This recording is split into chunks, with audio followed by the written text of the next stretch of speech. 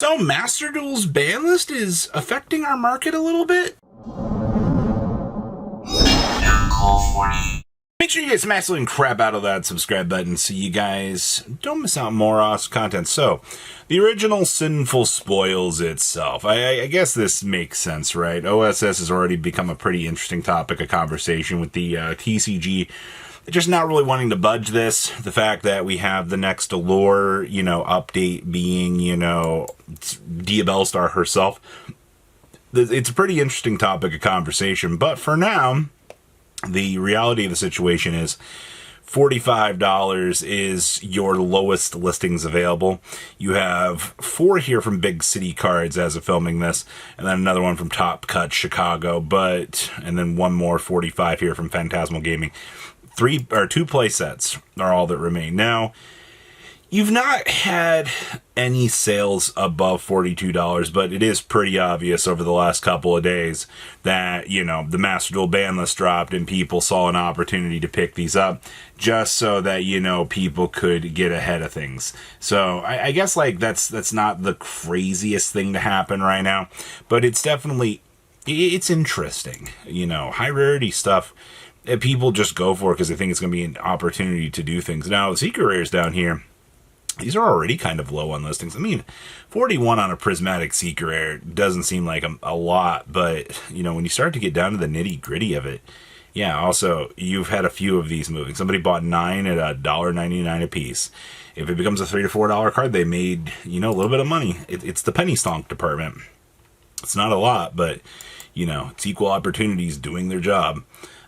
These are also, I like that these are the same price as the Prismatic Seekers. I'd rather just buy Prismatic Seeker Rares at this point.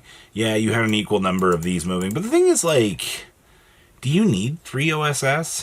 What are you going to want to play that's going to need triple original Sinful Spoils to keep things going? Just food for thought.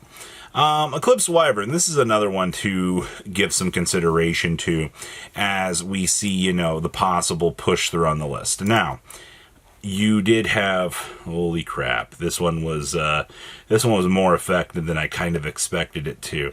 But the thing is, though, isn't this card, at 3 in the OCG?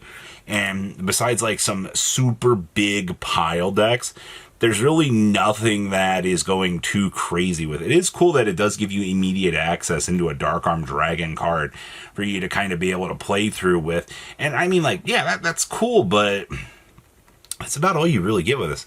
But yeah, I do see that we are starting to push up about $12. It's not the most spectacular push up in the world. Platinums, on the other hand, are still sub $1.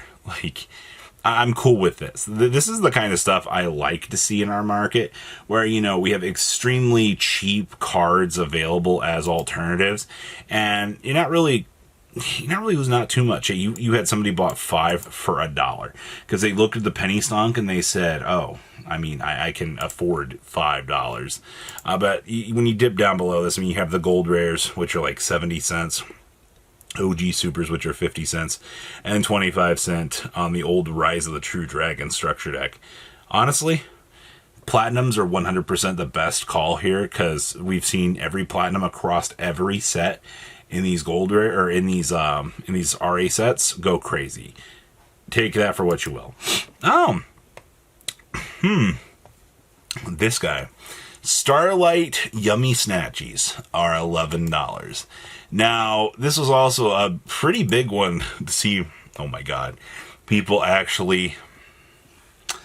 the reality situation is Master Duel does impact certain parts of the game. So to see, you guessed it, this guy shifting back and forth on the Starlight department, I don't know why I'm surprised about that. Honestly, though, $12 per Starlight copy of these is really not that bad. I should be a little bit more shocked, but I'm not. Collector's rares are $5-ish after shipping. Yummy Surprises are 3s. The Minions are $2. And then the Ultra Snatchies are 30 to 40 cents. It's crazy how much this deck has just fallen from its grace. So, 3 cards, all impacted by ye old Master Slop. Cool. I had to make sure that I wasn't stupid looking at that. So, Varudras, the final turd of the end of times. So, it's an Omni Negate. It ends up as a pop. What do you want? Rank 10s have become more accessible throughout time here.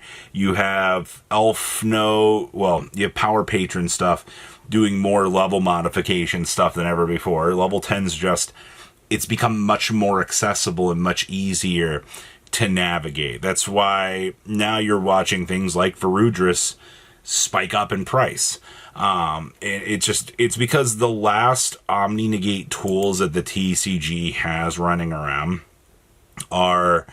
they're harder to access. But with Ars Magna and things like that kind of expanding out into the current existing metagame, I'm not surprised. Though, interestingly enough, these Seeker Rares have gone down. So, I guess we're up on these. At least it feels like we are. But it looks like on the lower end of these, actually these are the Legacy of Destruction Seekers are going up, but the Prismatic Secret Rares are going down. Interesting. That's just based off of current lowest listings too. There's also way more of the Legacy of the Destruction Seeker. Sure, man. So, but yeah, Ars Magna, things like that want to access this card just because it's incredibly ignorant for these decks. So, what's going on with Thunder King Rai-Oh Ultimate Rares? So, Thunder King Rai-Ohs, I think I just sold one of the last ones I had in inventory for $170. I didn't think much about it. I was like, okay, well, it finally sold. But, if you actually pay attention to what's going on here with these, cool, you can buy a Turbo Pack for $50. I guess it's kind of cool. Let's see. You can buy a German very light plate, Donner Kong Rai-Oh for $250. Okay. But what's going on here with these near mints? $850, $1,000, $1,095, $1,099, and then $1,200 down here for PSA 9. Now, surely this can't be anything consistent. And then you realize, two actually, one sold for $1,100 and another one sold for $1,000. Well, like my yawn here, I have no explanation for you. As I assume that the age of Thunder King Rai-Oh for older formats has become important. People are spending crazy amounts of money to pick them up for prize support for Edison tournaments. That there is no other real explanation for this one. But congratulations, you saw a card that has exceeded Bottomless Trap Hole and Book of Moon and Metamorphosis in their heyday. Was not what I expected to see. Grand Turds, the Granmarg. You can get one for $250. I don't like that whitening for near mint, but in that back from the roller line, and then $480. The last near mint on them sold for $63, and then $82 on first eds on $620. If we take near mints off of the equation, though, obviously there's going to be infinite mod play. Infinite light plays, about $68 on light play. I shouldn't be surprised to see a card like Granmarg actually disappearing for its age. That one's interesting, though.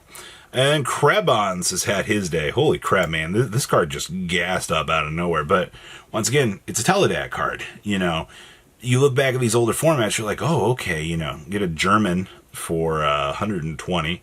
You can get a 130 here from down south, 145. It's crazy because this is like LP starting here.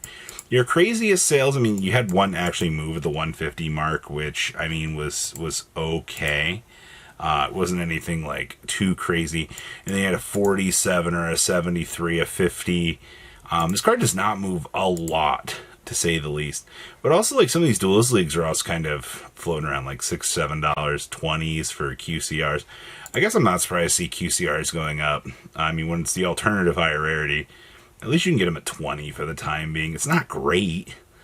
Your highest sale has been, looks like $12. So sometimes the market is just what it is. So what do you guys think about today's market? Please leave a comment down below. Tell me what you guys think. And I'll see your beautiful faces back here. Learn day, guys. patrons. Thank you.